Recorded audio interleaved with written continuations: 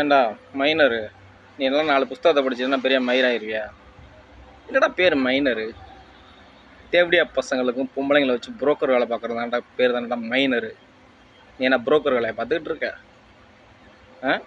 Broker வேலை பார்க்குறியா இல்லை நீ ஒரு தேவடியா போயிடலாம்?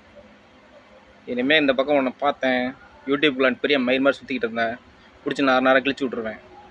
நீனே யூடியூப் சேனலில் வச்சு பணம் சம்பாதிக்கிற ஒரு பொறுக்கி போய பிச்சை எடுத்துக்கிட்டு இருக்க. யூடியூப் சேனலை வச்சு பிச்சை எடுக்கிற என்ன?